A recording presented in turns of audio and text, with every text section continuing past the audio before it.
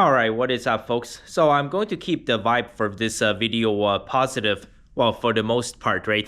I understand, the topic of some of my videos can be quite controversial. Some of you guys might consider it to be xenophobic or racist. You can call me whatever you want. It doesn't really bother me that much, honestly. Here's the thing, right? Honestly, right? If you guys want to fix discrimination, racism, xenophobia, Islamophobia in our society, right? It's a very one simple solution. You just have to judge people by the contents of their character. Now, I have to be honest, up until very recently, I've never heard of this guy, Kevin Samuels, right? The Godfather. So yeah, I'm going to talk about these two black men for this video. Also something important to notice, they're both very tall. Kevin Samuels is 6'4", and Steve Harvey is 6'2". So let's talk about a couple of stories. We'll talk about Steve Harvey and his Apollo story, and Kevin Samuels, right, the godfather of black pill. Is that what you want to call it? So I have never heard of Kevin Samuels. It wasn't until I was going through some of the comments in some of my videos. People keep saying that, oh, I'm the Chinese Kevin Samuels. Honestly, I don't think that's my goal. Well, for one thing, Kevin Samuels is 6'4", and he does claim in some of his videos, yes, maybe that's where you guys got the connection, right? Because I talk about dicks so much. But yeah, I looked up some of this guy's content. He does talk about dicks a lot too, especially when he's interviewing other black men, right? When he's doing these live streams and these video calls. He asks some of these black men, do you have a big dick? Because it's a major advantage in the dating world if you have a big dick. I'm just saying, right? You guys can look up his content. So obviously I've titled this video the real reason why, right, the Godfather Kevin Samuels is dead. And I want to tell you guys that, to all the young men who are struggling, perhaps there's still a hope out there for you. Let's talk about Kevin Samuels first, right? So he rose to fame in 2020, right? What happened in 2020? COVID year, right? Lockdowns, 2020. So I'm not sure what happened exactly. So I guess he had a normal day job, and maybe he was working at a factory, and he lost his job because of all the lockdowns. Then he started, posting some contents on YouTube and Instagram. So from what I can see, right, this guy, he rose to fame within just a span of just a few weeks. And I believe he reached 1 million subscribers on YouTube within just a few months. Something that's absolutely unheard of. I'm sure you guys have all seen the channel You Are Cristiano, right? So Ronaldo, he joined YouTube late last year, right? He was able to gain 60 million subscribers in 1 month. I'm having trouble just wrapping my head around that number. But obviously, Ronaldo, he's been famous for a very, very long time, right? So that's the kind of impact that celebrities will have, right? Right, Kevin Samuels was nobody until, the COVID year 2020. Then he talks about a lot of issues surrounding the black community, black man, black woman. I was watching some of these contents. And honestly, you guys might be thinking that the real reason why Kevin Samuels is dead is probably he was taken out by one of these, rageful, bitter black woman. But I mean, I think that's 100% possible. And one of the reasons why, Kevin Samuels actually got taken out because he wants to be a voice for young men, especially, young black men. But I think it's more to it. Kevin Samuels rose to fame in, spring to summer of 2020. But he passed away just 2 years later in spring of 2022. I think, yes, there's a small possibility that, he was taken out. But I think that's on the unlikely side because, I mean, Kevin Samuels, he's not like Jeffrey Epstein. Come on. I don't necessarily think the death was suspicious. I think it was just the fact that, this guy was a man in his 50s, right? And before he rose to fame, he was just a regular guy. Once again, this is what I believe, right? If you guys actually believe in God, if you guys actually believe in karma, if you guys believe that, nothing in this world is inconsequential, every action we take in this world will have consequences. I believe that Kevin Samuels used up all of his luck, right? Because for actually a regular guy, right? Once again, you're not Ronaldo or Messi or not a celebrity, right? For someone to just, start creating contents or Instagram or TikTok and YouTube or whatever to get to 1 million followers within just a couple of months, just think about, the amount of luck you will need. The algorithm must be in your favor constantly 24/7. Even for someone like Mr. Beast, right? So he's got his main channel, he has 400 million subscribers on YouTube. Like his early days, he started out very, very slow slow. It was actually his second channel. He ended up deleting his first channel. It took him 3 years to get to 10,000 subscribers. Generally speaking, right, trying to, make online contents and trying to, grow your fame, it's a very, very long, drawn out process. But, Kevin Samuels, he became very influential. He became the godfather, right, of black pill content. And unfortunately, I think, those 2 years during his rise to fame, he had used up all of his luck. Maybe, all of this is part of God's simulation. Nobody in this world has unlimited luck on their side, right? Sometimes you'll have rough patches. Sometimes you'll have good patches. It goes up and it goes down. It goes up and goes down, right? And sometimes once in a while, if someone goes like this all the way up, inevitably you will reach the mountaintop. You'll reach Mount Everest very fast. Then from that point on, everything will come crashing down. So that's why I believe, in order to achieve greatness in life, right, you will have to take things one step at a time. That's why, for the second part of this video, I'm going to talk about Steve Harvey and why, especially if you're a young man that's struggling, I want to tell you guys that, you have to cling on to hope and you have to believe that God is real. If the first half of your life, first 18 years, 25 years, 30, 35, 40 years, those years has been filled with pain and misery, and maybe it's all part of God's plan. Maybe God is testing you. Maybe for the first half of your life, you will have already lived through all of your struggles, all of your pain, and all of your misery. And perhaps for the second half of your life, everything will be going up.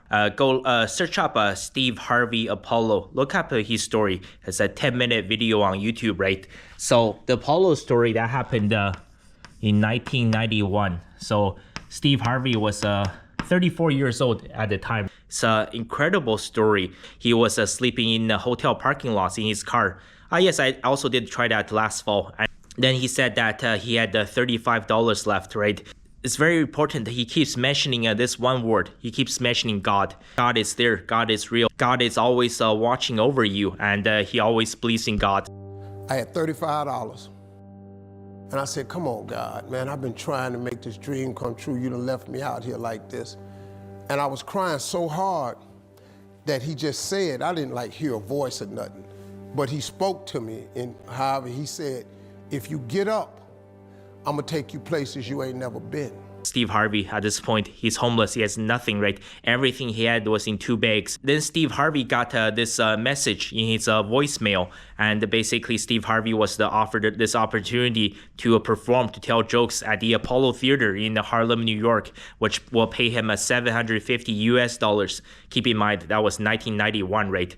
And Steve Harvey, after he heard this message, he was 100% crushed because he realized he's in Florida right now. He has $35. How can he make it to New York in just 3 days, right? That's when he said, he got another message, and that message came from God because he got another message in his mailbox. So basically, he got another job offer in Jacksonville, Florida, and Jacksonville was only 3 hours away. He had enough money for gas to drive to Jacksonville, and he made $300 cash telling jokes for 2 nights in a row, which gave him enough money to purchase a flight from Jacksonville, Florida to New York. And when he made it to the Apollo Theater, Steve Harvey was scheduled to be the last comedian of the night. He wasn't supposed to come onto the stage until 11 o'clock at nighttime, right? So the lineup for the night, the first guy was D.L. Hughley, right? D.L. Hughley gets booed off, right? The crowd at the Apollo, Steve Harvey said was extremely rough. And then came Dwayne Johnson. In case if you guys didn't know, yes, Dwayne Johnson, way back in the day when he still had hair, he used to do stand-up comedy as well. He also actually had a short stint. He tried to be a professional football player, but never really worked out for him. He actually had a temporary stint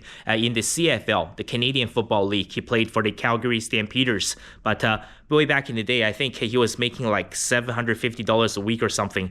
So his football career never really worked out, but it's okay. I mean, he's rich and famous now, right? Then the third guy in the lineup was Jamie Foxx. Jamie Foxx also got booed off stage, right? And Steve Harvey, then he thought, oh my God, this is my one and only opportunity and I'm going to blow it. And then you can look up, right, the punchline of his joke.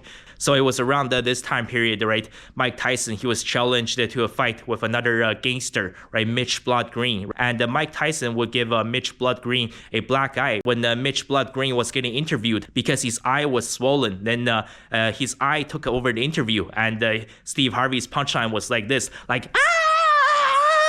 It's on the way. The heavyweight champ's fist is coming towards my face. I just say, Lord, Lord, Lord. Coming right at me, I say, wah!